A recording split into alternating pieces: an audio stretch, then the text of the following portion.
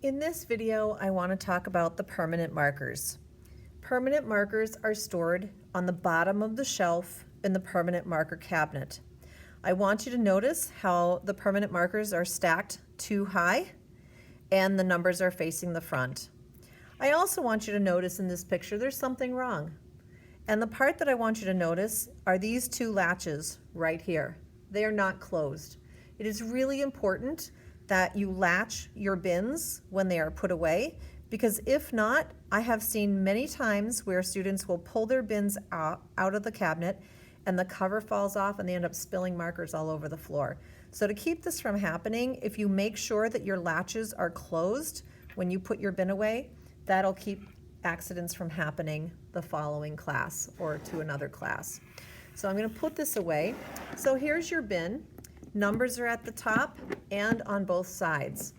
You're going to unlock both of your side clasps and you're going to take the top off and place the top underneath your bin. Now these permanent markers, these are really nice markers. They're expensive. They're not cheap. So we really need to take care of them. I see a lot of students who are not making sure that the markers are put on properly and the markers are not closed.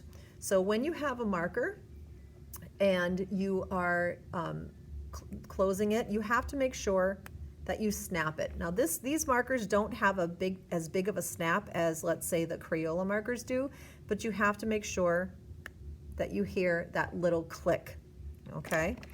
These markers are really nice in that their color is really nice and stands out.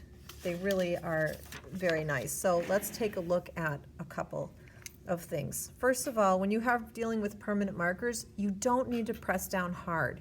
Just like the regular markers or the permanent markers that you have, you just need to lightly touch the paper. If you jam the marker onto the paper and you press down really hard, what you're doing is you're ruining the tip and you're not gonna end up with a very nice line. So you can use the very front of the marker, the very tip of the marker, to make some nice lines or some patterns or fun designs. Or you can use the side of the marker to create a wider design. And then maybe there's pattern and design that you do inside of here. Your choice. So there's a couple of different ways of using this. Now you may have noticed that I pulled this out of the bin. This is a permanent marker, but this is a Sharpie marker, which does not belong in this permanent marker bin. If you find items in your marker bin that don't belong there, please take them out and make sure that they go back where they belong. If you're not sure where they belong, give them to me and I will make sure they go back to the right storage area. So again, when you're done, you're making sure that you are clicking and you're putting them away. If you come across a marker that does not work very well, and I'm hoping I taught most of you to throw them away. So far I haven't been able to find one that doesn't work too well.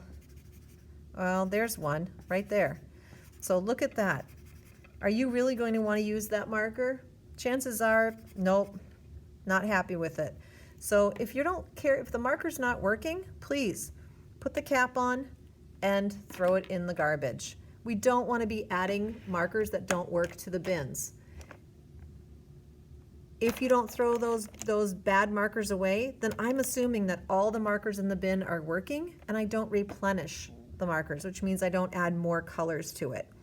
So when you're done, again, you make sure all your markers are closed, that they're put back into your marker, the permanent marker bin. You're putting the cover on top. You're making sure that both of these are closed and you are putting your markers back into the cabinet so that they look like this. You should not be putting them in sideways, this way. They should be going in the long way and the number should be facing out.